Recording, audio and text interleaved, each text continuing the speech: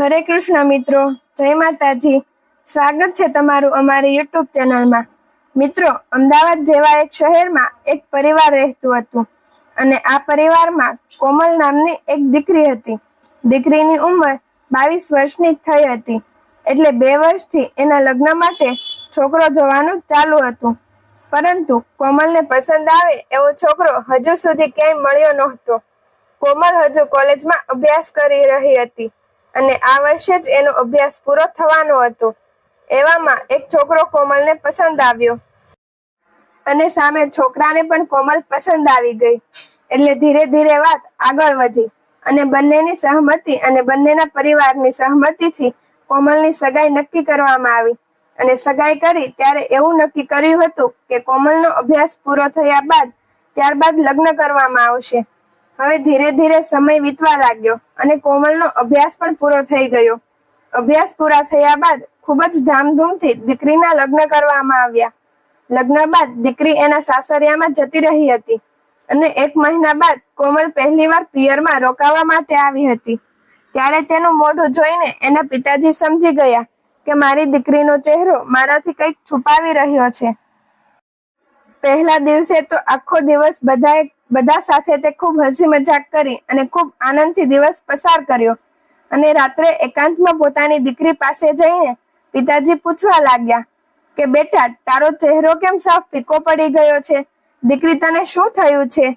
ત્યારે દીકરી કહેવા લાગી કે નહીં પિતાજી, મને કંઈ નથી થયું. એટલે પિતાજીએ ફરી પૂછ્યું કે દીકરી, તું ભલે ના પાડી રહી છે, પરંતુ તારો ચહેરો મને કહી રહ્યો છે કે કંઈક તો છે જ જે તું મારાથી છુપાવી રહી છો. એટલે દીકરીએ બધી વાત કરી અને કહ્યું કે પિતાજી, મારી સાસુ અને મારા વચ્ચે જરા પણ બનતું નથી.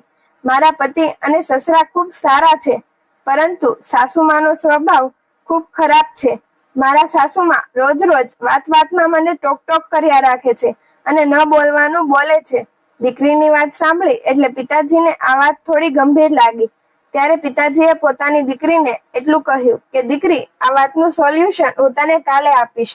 આટલું કહીને પિતાજી ત્યાંથી ઊભા થઈને પોતાના રૂમમાં જતા રહ્યા અને દીકરી પણ સૂઈ ગઈ.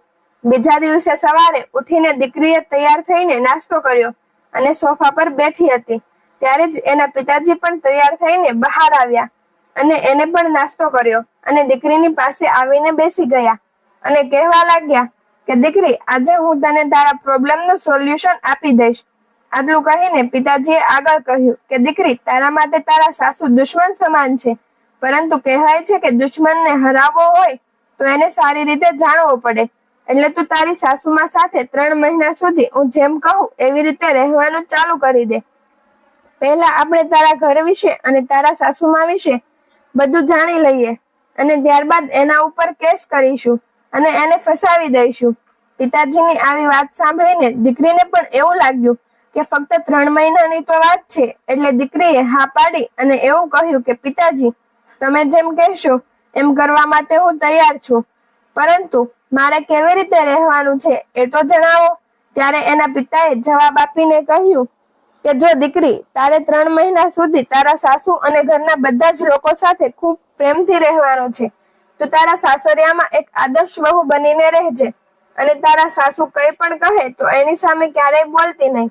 અને હા, તું તારા સાસુમાની ખૂબ જ સેવા કરજે, જેનાથી એ લોકોને એવું લાગે કે તું એક આદર્શ વહુ છો અને એ લોકો જ ખરાબ છે. અને જ્યારે 3 મહિના થાય ત્યારબાદ મેં તને કહ્યું હતું એમ આપણે એના પર કેસ કરી દઈશું. હવે દીકરી થોડા દિવસ પિયરમાં રોકાય અને પાછી એના સાસરિયામાં જતી રહી. કોમલ હવે સાસરિયામાં ગયા બાદ જાણે કે એકદમ બદલાઈ ગઈ હોય એવી રીતે રહેવા લાગી. હવે જે વહુને એની સાસુમાની વાતો જરાય ગમતી નહોતી, એ જ વહુ આજે બધું જ મૂંગા મોઢે સહન કરવા લાગી અને એના સાસુમાની ખૂબ સારી રીતે સેવા કરવા લાગી.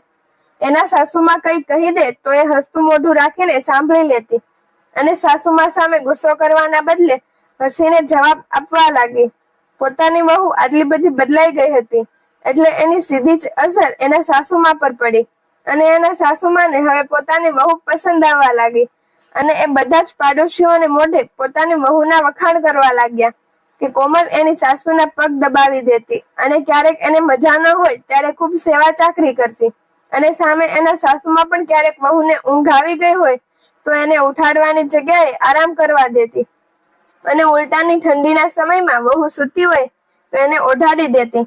હવે આ બધું જોઈને કોમલને પણ એની સાસુમાં સારી લાગવા લાગી અને એના પિતાજીની વાતો પર એને થોડો અવિશ્વાસ થવા લાગ્યો.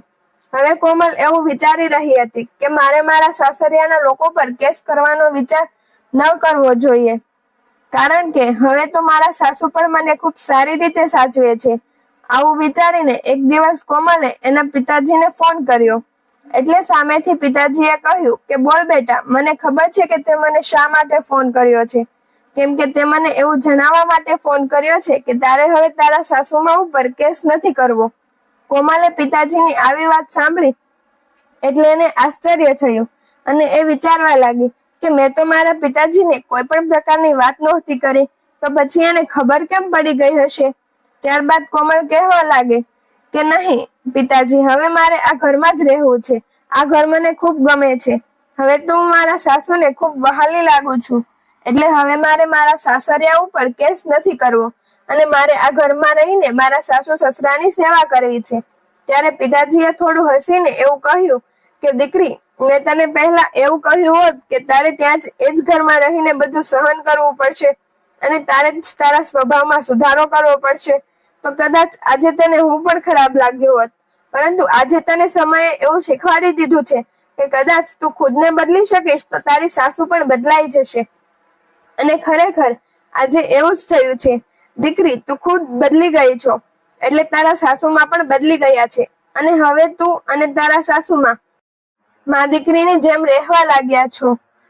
મારા આશીર્વાદ છે કે તું તારા સાસુ સસરાની ખૂબ સારી રીતે સેવા કરજે અને તારા સાસરિયામાં એક આદર્શ વહુ બનીને રહેવાની કોશિશ કરજે, કારણ કે જે દીકરી એના સાસુ સસરાની સેવા કરે છે એ દીકરીના માતા પિતાનું ખૂબ માન સન્માન વધે છે. તો મિત્રો, આજની સ્ટોરી તમને કેવી લાગી છે એ કમેન્ટ બોક્સમાં જરૂર જણાવજો અને પસંદ આવી હોય તો વિડીયોને લાઈક અને શેર અને જો નવા હોય તો ચેનલને સબસ્ક્રાઇબ કરવાનું ભૂલશો નહીં. હરે કૃષ્ણ મિત્રો, જય માતાજી.